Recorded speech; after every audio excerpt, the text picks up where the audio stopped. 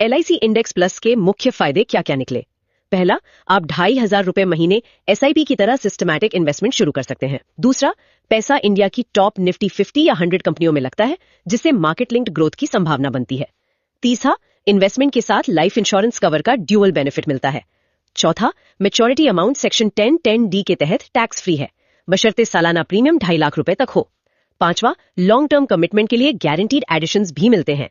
छठा, 5 साल के लॉक इन के बाद पार्शियल विड्रॉल की फ्लेक्सिबिलिटी है। और सातवां, ये LIC के नेटवर्क और सालों की प्रेजेंस के साथ आता है, जो कई लोगों के लिए एक बड़ा ट्रस्ट फैक्टर है। बिल्कुल सही कहा आपने, लेकिन ये भी याद रखना जरूरी है कि ये एक मार्केट लिंक्ड प्लान है।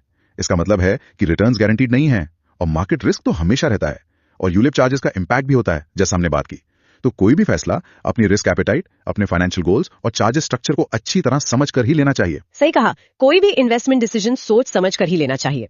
आज की चर्चा से एक बात तो साफ है कि भविष्य उन चॉइसेस से बनता है जो हम आज करते हैं। हाँ, और ये सोचने पर भी मजबूर करता है कि लॉन्ग टर्म फाइनेंशियल गोल्स के लिए सही बैलेंस क्या है।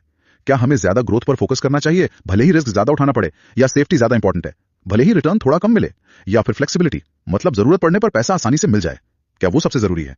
शायद इसका जवाब हर किसी के लिए अलग अलग होता है। बिल्कुल, और इसी बात पर हमारे लिसनर्स के लिए आज का सवाल है, जब आप लॉन्ग टर्म इन्वेस्टमेंट के बारे में सोचते हैं तो आपके लिए सबसे इंपॉर्टेंट फैक्टर क्या होता है? क्या वो हाई रिटर्न की संभावना है, या कैपिटल की सेफ्टी, टैक्स सेविंग, लिक्विडिटी, या शायद कुछ और? अपने विचार नीचे कमेंट सेक्शन में जरूर शेयर करें